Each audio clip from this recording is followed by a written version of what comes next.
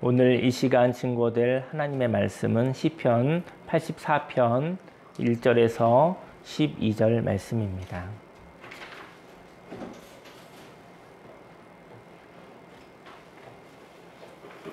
말씀을 함께 읽도록 하겠습니다. 만군의 여호와여, 주의 장막이 어찌 그리 사랑스러운지요. 내 영혼이 여호와의 궁정을 사모하여 쇠약하며 내 마음과 육체가 살아계시는 하나님께 부르짖나이다. 나의 왕 나의 하나님 만군의 여호와여, 주의 제단에서 참새도 제 집을 얻고 제비도 새끼들 보금자리를 얻었나이다.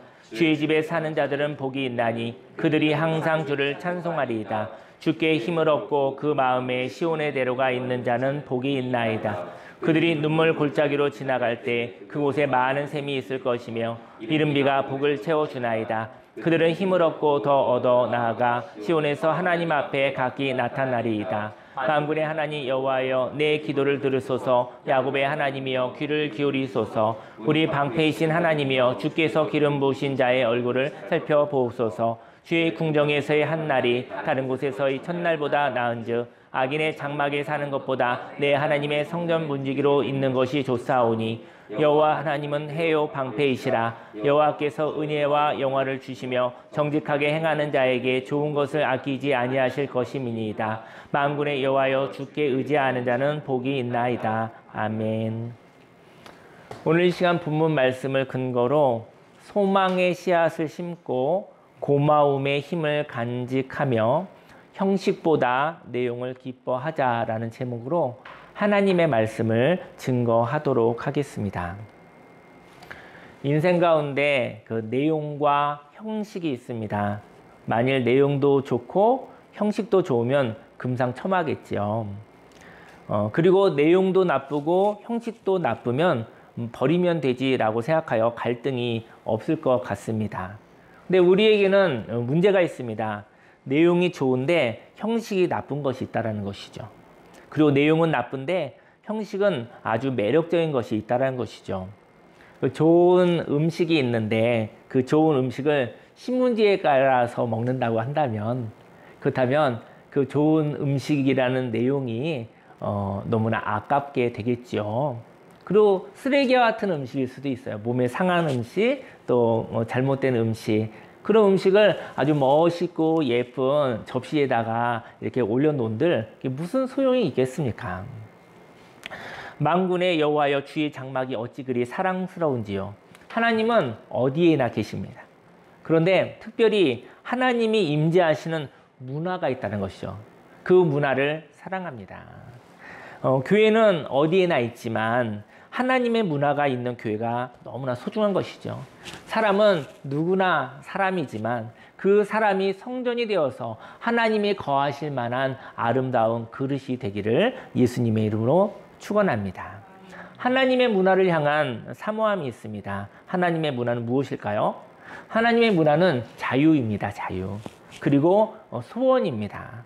그리고 창조이며 담대함이며 그리고 고마움입니다. 그리고 하나님의 나라를 여러 가지로 이야기할 수가 있겠죠. 여러분과 제가 각 사람에게 느껴지는 그 문화가 바로 소명과 관계가 있는 것이지요. 그러나 하나님의 문화가 있는 곳은 참 아름답지만 하나님을 사모하는 것을 넘어 하나님을 소유하려는 곳은 참 답답합니다. 왜냐하면 하나님은 소유되는 분이 아니시기 때문인 것이죠. 만약 하나님을 소유하려면 헛된 일이 됩니다. 왜냐하면 잡히지 않으시기 때문인 것이죠. 또 하나님을 소유하기 위해서 저희 여러분들이 아부하고 하나님을 무서워하고 하나님 앞에 진심이 없으면서 살아간다 한다면, 그렇게 해서 완벽한 삶을 살려고 한다면 항상 긴장하며 살아가야 할 것입니다. 그래서 평안은 없는 것이지요. 저는 어제 그 천안에 저희 부모님, 또 저희 할아버지 할머니 계신, 또 저희 둘째 형님 계시는 그런 그 묘소에 갔다 왔어요. 성묘를 갔다 왔거든요. 갔다 왔는데 코로나 때문에 가지 못하다가 이제는 형제들과 시간을 함께해서 갔습니다. 그런데 제가 이제는 그 성묘를 가는 걸 준비하다가 며칠 전에 큰아들에게 얘기를 했어요. 뭐라고 얘기를 했냐면은 이제 군대도 이제 제대 날짜리 다가오니까 그 성묘하러 혹시 같이 가지 않을래라고 제안을 했어요. 근데 이제는 중학생, 고등학생, 청년들 되면 그 함께 가기가 쉽지는 않아요. 왜냐면 막 데리고 갈 수가 없어요. 의견을 물어봐야 되는 것이죠. 왜냐면 바빠졌기 때문인 것이죠. 그래서 이런 얘기를 했습니다. 자원하여서 혹시 같이 가지 않을래? 자원하지 않는다고 한다면 뭐 또 바쁘고 또 할 일이 있으니까 다음에 가도 되겠죠. 그런데 자원하면서 같이 가지 않을래? 라고 이야기를 하였는데 그때 자원해서 가겠다는 이야기를 아들이 함께 하였죠. 그래서 그것 때문에 함께 갈 수가 있었습니다. 저는 하나님 앞의 이야기도 이러한 이야기일 것 같아요. 하나님께서 저와 여러분들에게 이야기하는 것이죠. 제안을 하는 것이죠. 그때 자원하는 마음이 있다고 한다면 그 마음은 너무나 소중한 일일 것 같습니다. 하나님이 무서워서 또 하나님께 상을 받으려고 그런 것 때문에 움직여지는 것이 아니라 하나님의 가치를 향하여서 그 자유로 함께 연합할 수 있다고 한다면 그것은 너무나 아름다운 일이 되어지겠죠. 내 영혼이 여호와의 궁정을 사모하며 쇠약하며 내 마음의 육체가 살아계신 하나님께 부르짖나이다. 하나님의 문화가 있다면 얼마나 좋을까요? 그러한 분위기를 사모합니다. 왜냐하면 내가 연약하기 때문인 것이죠. 그렇다면 하나님의 분위기는 어떤 것일까요? 3절에 나의 왕, 나의 하나님, 만군의 여호와여 주의 제단에서 참새도 제 집을 얻고 제비도 새끼 둘 보금자리를 얻었나이다. 하나님이 거하시는 자리에서 참새도 집이 있고 제비도 새끼를 키울 보금자리가 있다고 합니다. 집은 거하는 자리고 보금자리는 새끼를 키울 자리라고 해요. 그런데 보니까 이제는 제비들이 새끼를 키우잖아요. 아마 이제 그런 표현인 것 같습니다. 새들도 정착하여 사는 것이죠. 그런데 사람도 하나님의 문화가 오면 그 문화를 알아보아야 되고 그 문화를 수용하는 능력이 생겨 머물게 된다는 것이죠. 하나님을 알아보고 하나님의 문화를 수용하는 것이 머무는 것이죠. 그게 바로 정착이라는 것입니다. 하나님의 문화가 어색하지 않기를 원합니다. 하나님의 문화를 향하여 내가 반응하기를 원합니다. 오늘 하나님의 분위기에 정착한 사람들이 받는 복에 대하여 함께 고민하고자 합니다. 하나님의 분위기에 정착한 사람은 첫째, 안식을 통해 힘을 얻고 그 힘으로 위로 대신 소망의 씨앗을 심는 자라는 것이죠. 4절에 주의 집에 사는 자들은 복이 있나니 그들이 항상 주를 찬송하리이다. 하나님의 성전에 나아가 하나님을 경배하는 모든 자들이 복이 있습니다. 그곳에서 하나님과의 영적 교제가 있는 것이죠.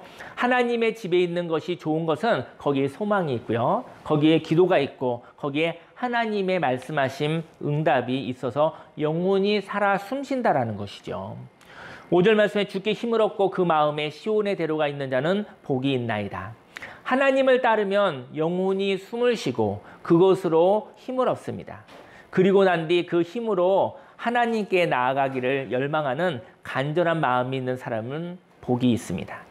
안식을 통하여 인생의 힌트가 생기는 것이죠. 안식을 통해 인생의 힌트를 발견합니다. 그리고 그 힌트를 가지고 하나님께 나아가 인생을 생기 있게 살아가는 것입니다. 6절에 그들이 눈물 골짜기로 지나갈 때 그곳에 많은 샘이 있을 것이며 이른비가 복을 채워주나이다.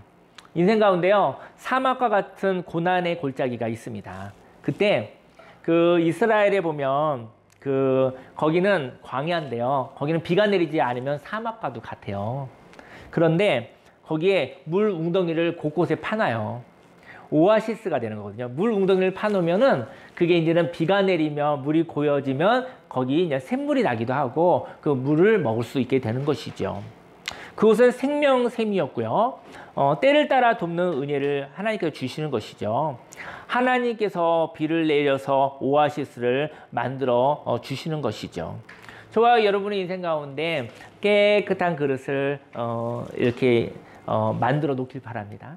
저희 여러분들이 깨진 그릇이 아니라 욕심의 그릇이 아니라 깨끗한 그릇 그리고 온전한 그릇 새지 않는 그릇을 주시면 어느 사이에 하나님의 은혜가 이렇게 내리는 것이죠. 그 하나님의 은혜가 내리면 어느 날 목마를 때, 고난이 있을 때 그 물을 마실 수 있는 것입니다. 그것이 바로 씨앗을 심는 것과 같은 것이죠. 저희 여러분들의 삶 속에 그릇을 이렇게 열어 놓으세요. 생각을 열어 놓으세요. 그러면 거기에 하나님의 은혜가 담겨져 있다는 것이죠. 나는 생각을 넓힌 것 뿐인데, 마음을 열어놓은 것 뿐인데 어느새 하나님의 힘이, 하나님의 공급이 채워져 있는 것이지요. 인생에 마라톤이 있습니다. 마라톤은 42.19km를 달려가죠. 제가 한번 질문할게요. 마라톤을 할 때 목이 마를 가능성이 있어요. 달리다 보면. 근데 42.19km를 달려간다고 한다면 저 여러분들은 물을 얼마큼 먹어야 될 것 같아요? 어떤 사람은 그 1리터짜리 한 병이면 될까요? 어떤 사람은 1리터짜리 2개, 3개, 4개. 어떤 사람은 20kg짜리, 20리터짜리 생수 큰 거 있잖아요. 그 장사하는 거. 그런 것이 필요할 수도 있을 것 같아요. 각 사람마다 물을 먹는 것은 그 양은 틀리겠지만 걱정이 되는 거예요. 인생을 달려가는데 내가 완주할 때까지 목이 마를 것 같아요. 그래서 물을 먹어야 되는데 그 물을 가지고 뛰는 거예요. 이거 참으로 헛된 일입니다. 인생은요, 마라톤 할 때, 달리기 할 때요, 아주 가벼운 몸으로 달려야 돼요. 인생은요, 달려갈 때, 걸어갈 때 아주 간편한 목적으로 경쾌하게 인생을 살아야 되는 것입니다. 그런데 걱정이 많아 생수통을 20kg짜리 갖다 이렇게 메고 뛰는 것이죠. 그 사람이 완주할 수 있겠습니까? 몇 걸음 가지 못하고 한 100m 아니면 1km, 2km 가다가 결국은 무릎을 꿇고 포기해버리겠죠. 저희 여러분의 삶 속에 목마를 때가 있을 것입니다. 고난이 있을 때가 있을 것입니다. 근데 걱정이 많아 생수통을 짊어지고 달려가지 않으시기를 예수님으로 축원합니다. 걱정이 많은 사람은 완주할 수 없습니다. 오늘을 살아가십시오. 근데 그 마라톤 하다 보면요, 저도 여러분들이 봤을 텐데요, 어느 지점부터 물이 있어요. 어느 지점부터 물이 있어요. 어느 지점부터 물이 필요한 시기가 있어요. 그래서 그냥 대회를 준비하는 사람들이 어느 지점부터 물을 놓거든요. 여러분들이 경쾌하게 달려가다가 그 물을 먹으시고 버리고 달려가시면 되는 것입니다.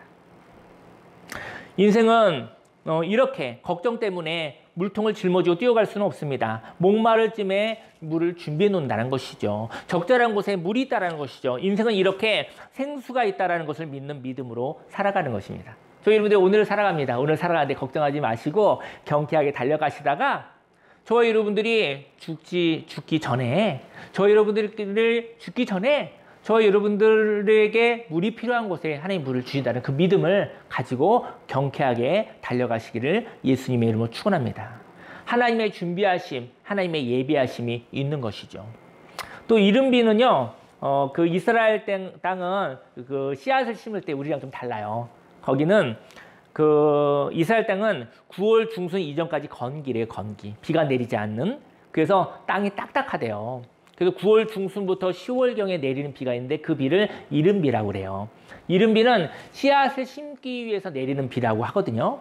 근데 씨앗을 심으려면 쟁기질을 해야 돼요. 쟁기질을 해서 딱딱한 흙을 깨뜨려서 씨앗을 심겨줄 수 있는 자리가 있어야 되는 것이죠.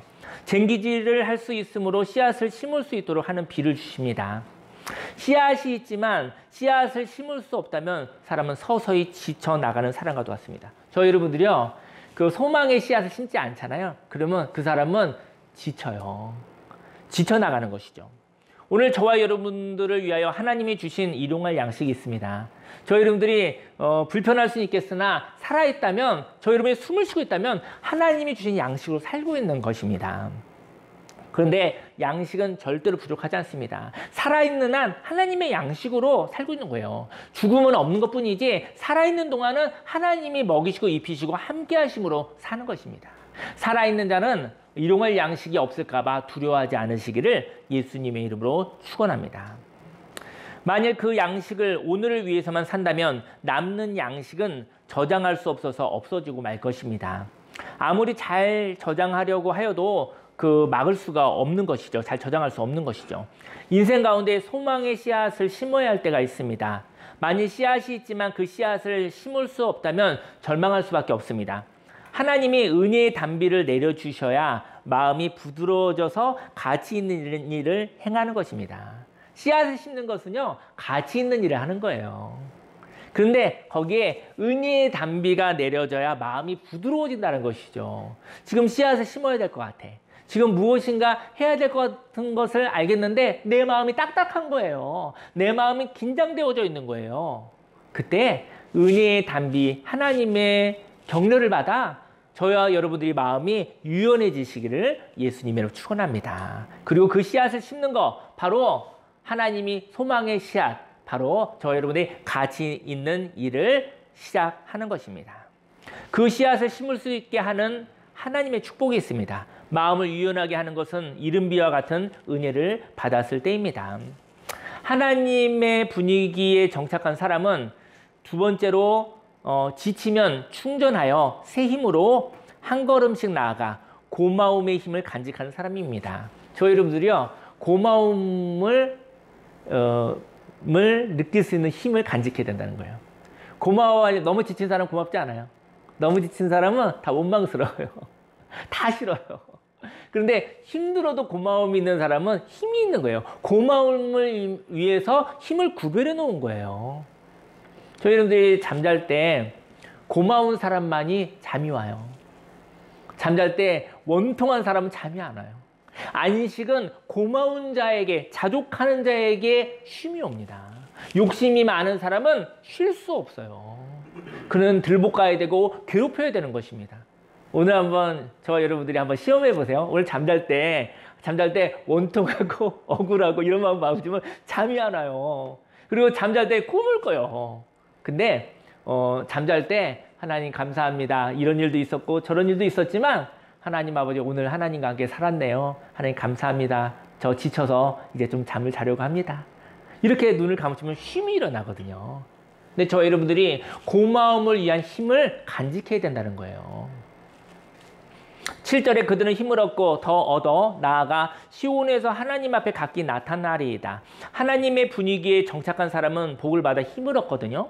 그리고 또 힘을 얻어서 인생의 마지막 날까지 나아갑니다. 저희 여러분들이 하나님 주시는 힘을 가지고 인생의 마지막 날까지 가는 거예요. 바로 하나님 앞에 도달하는 것이죠. 인생의 마지막 날 하나님 앞에 서는 것입니다. 인생 가운데 하나님 앞에 서서 인생의 마지막 날을 그 사람이 어떻게 고백하냐에 따라 저는 천국과 또 아닌 것과의 차이가 있는 것 같아요. 인생의 마지막 날을 이렇게 생각하는 사람이 있어요. 버림받은 날로. 내가 버림받은, 죽음은 슬픈 거잖아요.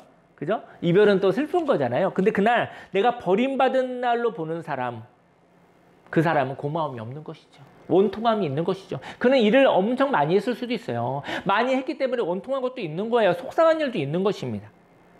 근데 인생의 마지막 날을 버림받은 날로 보지 아니하고 그날을 안식의 날로 하나님 아버지 집에 들어가는 날로 보게 된다면, 고마움이 있다면 거기에는 하나님의 나라에 대한 소망이 있는 것이죠. 저와 여러분들이 인생의 마지막 날 고마움의 표현을 할 수 있는 그 믿음의 힘을 간직하시기를 예수님의 이름으로 축원합니다. 인생을 살면서 피곤하고 지칠 때가 있습니까? 이렇게 힘이 없을 때는 실패의 징조가 아니라, 저희 여러분들이 또 한 주간도 피곤하고 지칠 때가 있죠. 근데 너무 지쳐버리면요, 굉장히 괴로워요. 혹시 실패의 징조인가? 이런 마음이 있을 수 있어요. 불안함이 있을 때가 있어요. 이렇게 지쳐버리니까 힘이 없으니까 안 좋은 일이 생길 것 같아. 막 이런 괴로움이 있을 수 있거든요. 힘이 없을 때는 실패의 징조가 아닙니다. 힘이 없을 때는요, 하나님의 안식으로 힘을 공급받아야 할 때라는 것이죠. 우리도 지칠 때가 있어요. 지칠 때 실패의 징조가 아니라 하나님의 얼굴을 보여야 될 것이죠. 하나님의 말씀을 듣고 하나님과 놀이하며 예배하며 하나님의 공급하신 힘을 받아야 되는 충전의 시기, 안식의 시기, 예배의 시기라는 것입니다. 쉬는 시간에 불안해하지 않기를 원합니다. 멈추는 시간에 하나님을 바라보아 여유를 가지시기를 소망합니다. 8절에 만군의 하나님 여호와여 내 기도를 들으소서, 야곱의 하나님이여 귀를 기울이소서. 우리 방패이신 하나님이여 주께서 기름 부으신 자의 얼굴을 살펴보옵소서. 인생을 살아가면서 인생의 참된 목적을 향할 구별된 사람이 있습니다. 물론 인생의 목적이 무엇인지 모르는 사람도 있겠죠. 근데 인생의 목적을 발견하는 사람들, 구별된 사람들이 있거든요. 그 사람도 지칩니다. 왜냐면 하나님 모를 때는 지치는 것을 용납할 수 있는데 하나님 알고 난 다음에 하나님 알면 지치지 않는 줄 알고 생각하는 사람들이 있어요. 하나님을 알고 하나님의 목적을 위해서 걸어가는 사람도 그 사람도 지친다라는 것이죠. 그 구별된 사람도 지칠 때가 있습니다. 그도 피곤할 때가 있습니다. 하지만 우리의 방패이신 하나님께서 보호해 주십니다. 구별된 자도 지칠 수 있습니다. 그런데 너무 열심히 살아 자신의 얼굴을 살펴볼 여유가 없을 때가 있죠. 얼굴은요, 마음입니다. 예, 얼굴 보면 마음이 나타나요, 얼굴에. 그래서 얼굴은 마음입니다. 나의 마음이 어떤 상태인지 살펴볼 시간이 없다라는 것이죠.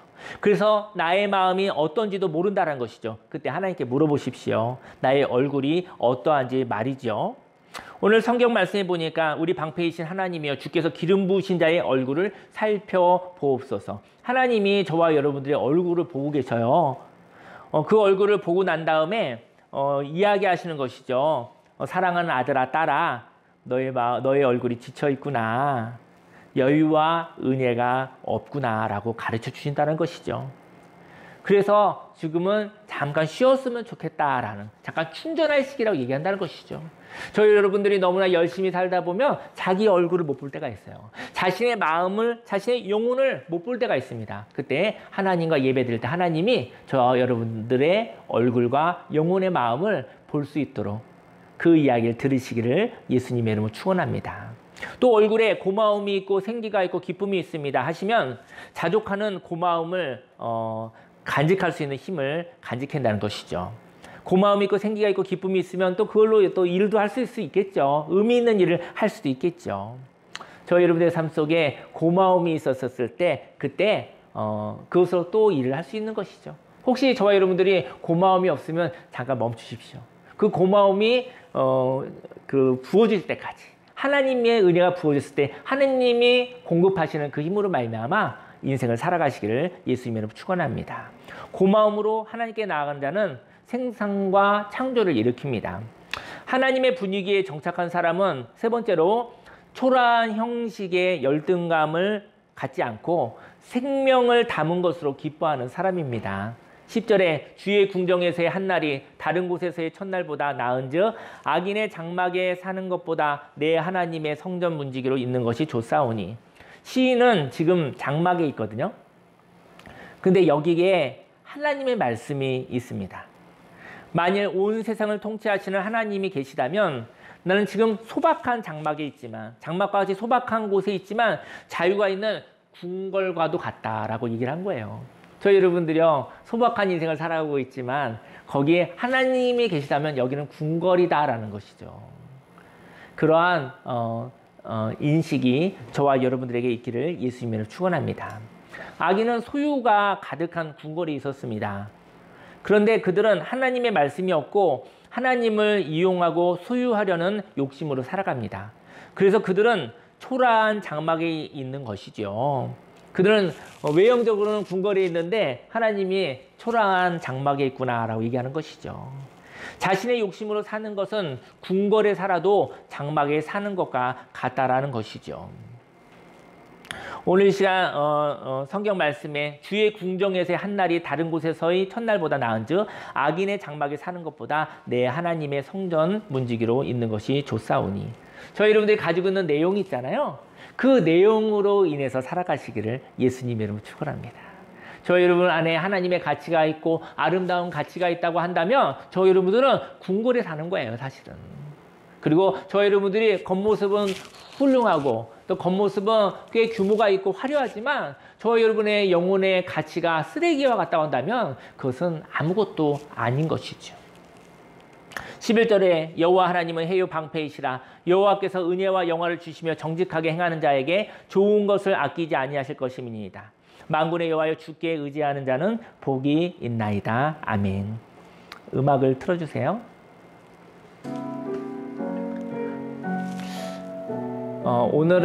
저는 오늘 어떤 이야기를 해볼까 생각을 했는데요. 제가 제 아내에게 왜 매력을 느꼈는지 이제 상담을 하면서 요즘에 생각해 보는 것이거든요. 그 이야기를 잠깐 한번 나눠보려고 합니다. 어떤 사람이 매력적일까? 근데 사람마다 달라요. 사람마다 자기 안경이 있어요. 그리고 사람과 사람과의 연합 속에서도 코드가 있어요. 근데 각 사람에게 안경이 있다라는 것이죠. 자기 자신을 알면 내가 다른 나와 맞는 사람을 발견할 수 있어요. 그것이 배우자일 수도 있고 아니면 어떠한 일의 파트너일 수도 있고, 함께 동역하는 이유는, 함께 연합할 수 있는 것은 나를 아는 사실로부터 이루어지는 것입니다. 내가 나를 모르면 나와 짝이 잘 맞는 것을 알 수 없을 수 있습니다. 저는 예수님을 만나기 전인데요. 제가 중학교 때 일이에요. 중학교 때인데 그때 그 김동건 씨가 하는 11시에 만납시다라는 프로가 있었어요. 근데 그 11시에 만납시다라는 프로그램이 있었는데 제가 중학교 한 2학년 때쯤인데 그때 제가 교회를 잘 다니지 않았었거든요. 근데 그때 소년소녀 가장 수기 수상자에 대한 어떤 그런 프로그램이 있었어요. 소년소녀분들이 이렇게 그 가장들이 있는데 그 수기를 썼는데 이제 전국 단위로 잘 쓰는 사람들을 이렇게 선발해가지고 장학금을 주든지 이렇게 상금을 주는 프로가 있었거든요. 근데 그때 그날에 제가 그걸 봤는데 굉장히 인상 깊더라고요. 근데 그때 초등학교 4학년 정도 되는 아이가 있었는데 아마 조선 가정이었 그 할아버지 할머니를 모시는 가정이었던 것 같아요. 엄마 아빠가 없었던 것 같아요. 그래서 할아버지 할머니 밥상을 차려주고 그다음에 뭐 어쨌든 집안일한테 초등학교 4학년짜리 아이가 하더라고요. 그리고 동생들이 또 있었어요. 부모가 없는 가정이었던 것 같아요. 동생 밥을 이 아이가 챙기는 거예요.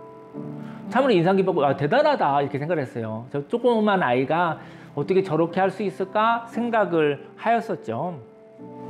방송이 끝날 즈음에 그 김동건 아나운서가 물어봤어요. 그 학생에게 우리 아무개 양 이렇게 얘기하더라고요.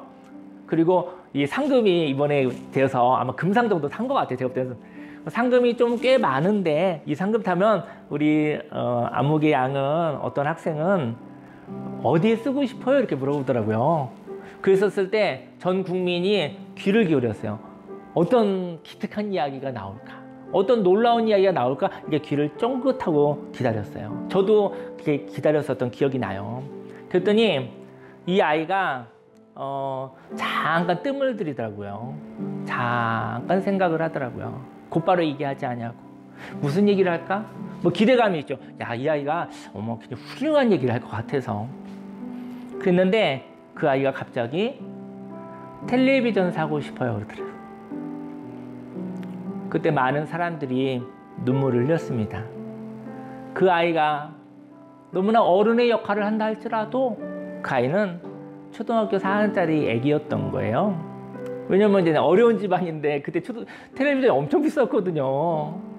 어려운 집안에 이제 상금 어쨌든 뭐 이게 해서 뭐 100만 원이든 200만 원이든 뭐 몇백만 원이든 받아 하면 이게 생존을 위해서 쓸 때가 많잖아요. 근데 그 아이가 TV가 살고 싶다는 거예요. 겉모습은 아무리 기특하게 살아도 그 아이는 초등학교 4학년 아이였던 것이죠. 사회가 그 아이가 그 아이의 나이대로 사는 것을 살지 못하도록 하는 대한민국은 아직은 그렇게 좋은 사회는 아니었던 것이죠. 저는 그때 예수님을 믿지는 않았지만 아이들이 자기 나이에 맞게 살 수 있는 세상이 왔으면 좋겠다고 생각했습니다. 또 아이뿐만 아니라 사람과 사람이 자기 나이대에 맞는 삶을 사는 세상이 왔으면 좋겠다는 생각을 했습니다. 나답게 자유를 가지고 살아가는 삶 말이죠. 저는 그때 문화적으로 하나님을 만났던 것 같아요. 제가 그때 뭐 교회를 다니고 종교생활을 하지 않았지만 제가 그때 이렇게 펑펑 울었었던 것은 하나님의 마음이었던 것 같습니다.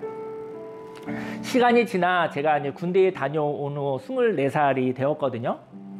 네, 교회에서 청년부 생활을 했는데 그때 22살의 아가씨를 만났어요. 얼굴도 예쁘고 밝은 사람이었는데 교회에서 지역장으로 그 삶의 연약함이 있는 사람들을 엄마처럼 챙기는 사람이 있었어요. 저는 교회에 갓 나온 새신자였는데 그때 철야 예배를 드렸거든요. 철야 예배 드렸는데 아가씨는 직장이 끝나고 오면 예배 내내 피곤해서 졸 수밖에 없었어요. 왜냐면 너무 피곤하니까. 근데 그러다가 그 목사님이 성경 말씀 몇 장 얘기하면은 옆에 있는 그 청년들에게 말씀 막 찾아주는 거예요. 막 졸다가 막 말씀 막 찾아줘. 그다음에 몸이 이기지 못하니까 다시 꾸벅꾸벅 졸아요.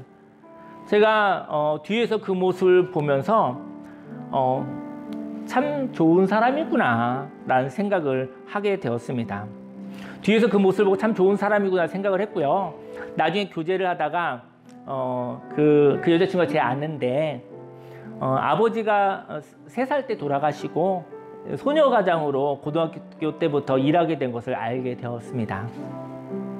저는 그 아가씨가 참으로 매력적으로 느껴졌고요. 아마도 어린 시절 방송에서 보았던 그 사람은 아니지만 그 사람과 같은 사람을 만났던 것 같아요.